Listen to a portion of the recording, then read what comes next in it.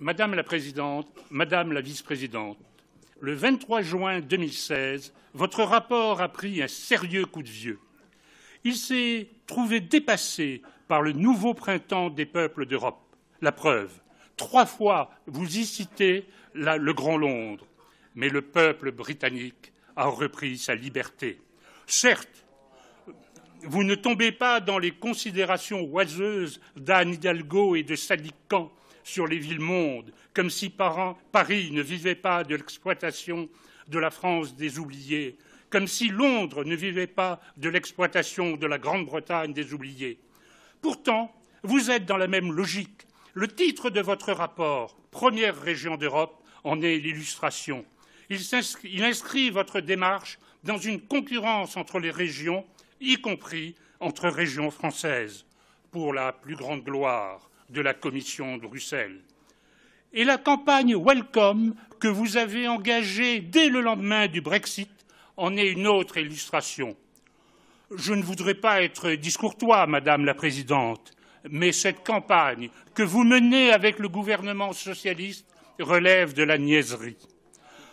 La City a existé bien avant l'Union européenne et n'a pas besoin de celle-ci pour poursuivre son rôle mondial. En vous lançant dans une course au moindre disant fiscal, vous pensez prendre aux Anglais leur système financier, tel François Mitterrand qui croyait prendre aux Allemands leur monnaie avec le traité de Maastricht.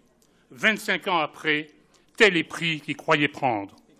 Dans l'immédiat, la Bourse de Londres vous a déjà répondu. La presse anglo-saxonne se gausse de vos illusions. Les banques, qui avaient promis des transferts vers le continent en cas de Brexit, annoncent qu'il n'en sera rien. La baisse de la livre, d'ailleurs surévaluée selon le FMI, va favoriser les exportations britanniques.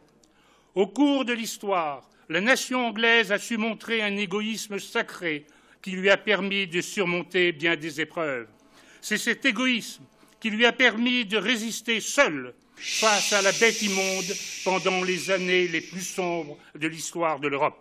C'est cet égoïsme qui lui a permis de se développer par un protectionnisme intelligent adapté à son insularité. En leur temps, les actes de navigation visèrent en premier lieu à marginaliser la Hollande, culturellement proche, mais concurrent économique. 2 siècles plus tard, quand la Grande-Bretagne se fut assurée l'empire des mers, elle fit miroiter au monde le libre-échange et le libéralisme, prélude d'une première mondialisation qui se fracassa dans la boue de la Somme et de Verdun.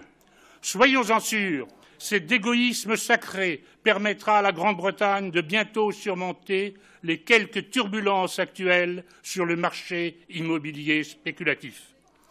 Tous les européistes dépités par le Brexit spéculent sur l'éclatement du Royaume-Uni, sur une hypothétique indépendance écossaise.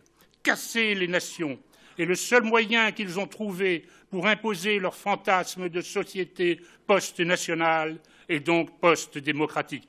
Sans tarder, alors même que le gouvernement britannique n'a engagé aucune démarche juridique, Jean-Claude Juncker, président de la Commission, et Martin Schulz, président du Parlement européen, ont reçu la première ministre d'Écosse.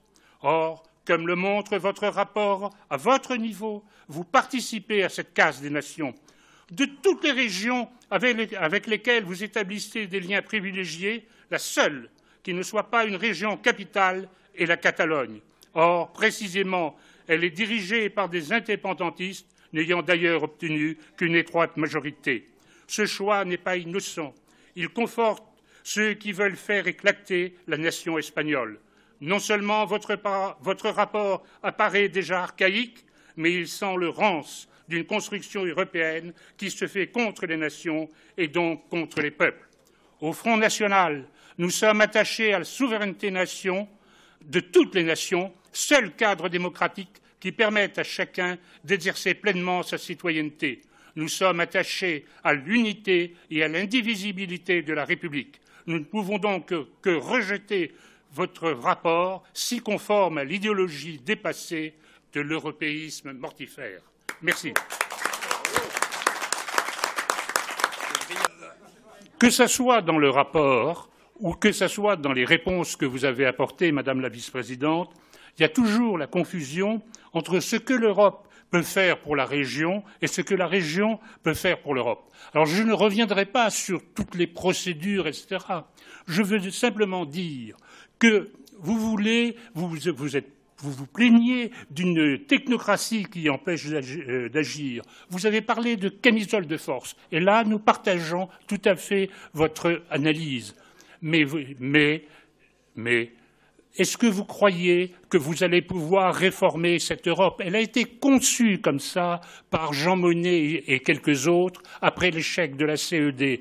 Et donc, cette Europe ne peut pas être changée. Il faut complètement revoir la construction européenne pour faire réellement une Europe des nations, c'est-à-dire une Europe des peuples. Merci.